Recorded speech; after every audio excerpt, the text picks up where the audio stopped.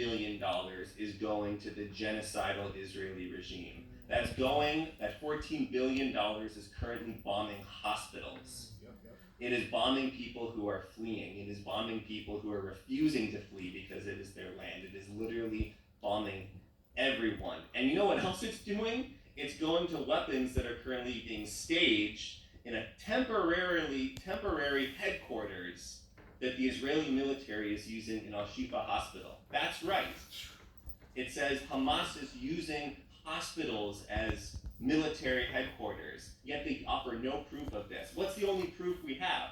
The only proof we have of a military headquarters in a hospital is Israel's own use of it in an occupied hospital. And that $14 billion is going to continue that.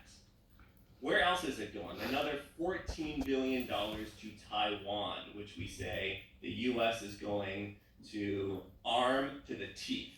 That was literally a phrase from a US senator in order to push Taiwan into a military confrontation with China, just how Ukraine is being used for the US to have a military confrontation with Russia. When the US can't have its own military confrontations, it sends over its allies to do it for it. That's how it's fighting Russia, through Ukrainian soldiers.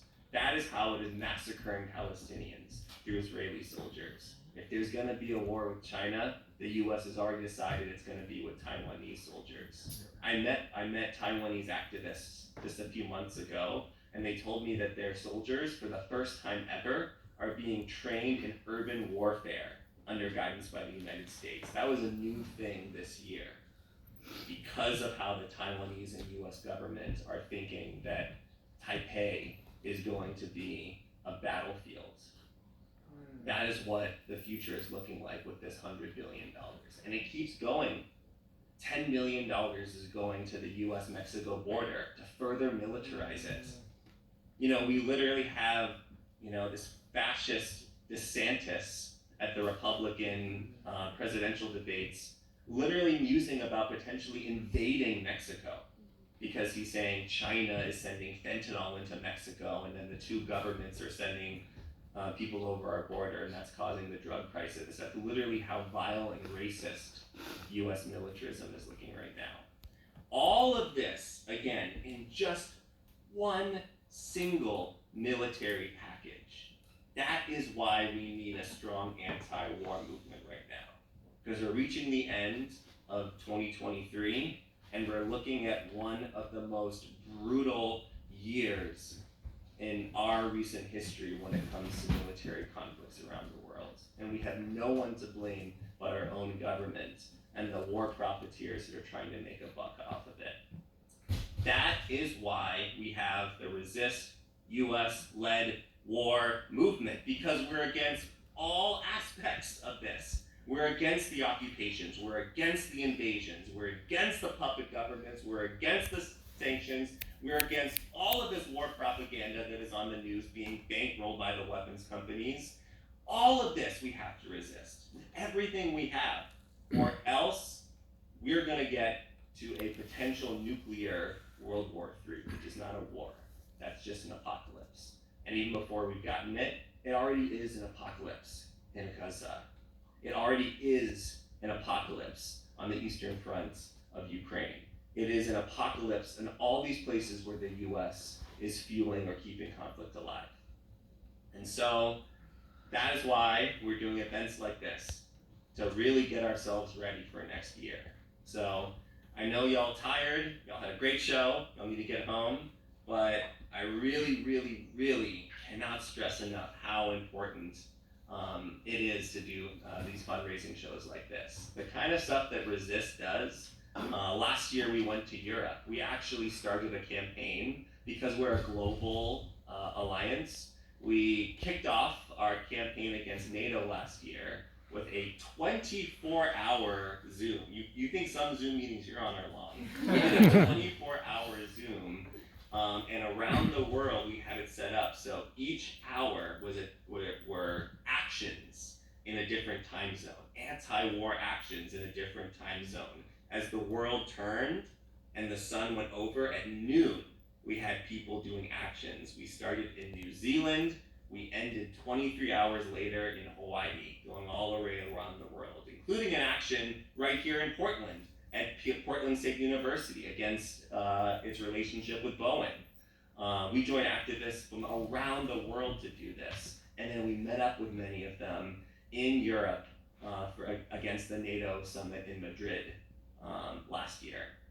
NATO's coming again, and this time, next year, the NATO summit is going to be in Washington, D.C. How do y'all feel about that? That's pretty close to home, right? Resist U.S.-led war is going to be there. We're going to join with all of the peace-loving people in the U.S. and those from around the world who are going to come to condemn that NATO summit as a summit of death and war. That's all that it is. Nothing to do with peace. And you know what we're going to do before that? Y'all already heard it. We're going to go to RIMPAC. We're going to do what we can to unite with the people on US-occupied Hawaii, and we are going to cancel RIMPAC using whatever means we have. Fuck yeah. I know that Dan and Maug already kind of explained what RIMPAC was. I'll just say one thing that really stuck out to me. So in the summer, when we were at the People Summit against APEC and the ministerial meetings in Seattle, Resist US-led war put on a workshop. And in it, we were talking about different military exercises that happened around the year. And we finally got to RIMPAC. And I remember showing this picture. It was a picture of the RIMPAC exercises. And all these ships from the US, from Japan, from the Philippines, from Malaysia, from Australia, these warships all lined up. And then there was this city that you can kind of see the edges of the skyscrapers in the back. And I mentioned how this is happening right in the backyard of people living there. And one of my co-presenters, it turns out she grew up in Hawaii. And she got up to the podium after I was done talking to do the next part of the presentation. She said, you know, I didn't realize it. When we said that RIMPAC happens right in our backyard, I looked at those skyscrapers out there, and that was my city. This is literally happening in people's backyard. When military exercises come to communities, the uptick in violence against women skyrockets whenever soldiers are just wandering around, thinking they can do whatever they want to whoever they want to. Pollution. There's a major uptick in pollution from chemical spills and runoffs from live fire exercises. Nothing about these exercises is good. All it brings is harm to communities and more threats for war, that beating on your chest like Dan was talking about. So that's why we're gonna go up against it. Who's with us? Yeah. Nice. I'm gonna let you go. The last thing I'll say is please just thank you to everyone who came. Thank you for everyone who gave some money. If you were moved by tonight, give a little bit more on your way out. All of it is going to our local secretariat so we can prepare for these series of actions next year. If you haven't already bought a bandana, a print, one of our primers, please grab one on your way out. And I believe there's also a sign-up sheet. We want to work with you. We want you to potentially join Resist US-led War movement. I think there's a sign-up sheet on the way out. If you haven't signed that, we want to get in touch with you. This is not just about raising money. It's not just about doing one action. This is about building a movement that is actually going to get rid of the conditions that lead to war. It's a fight for peace. We got to get rid of the conditions that lead to war. And that's what we're up to. I hope you're with us. Thanks, y'all. Have a good night. Yay!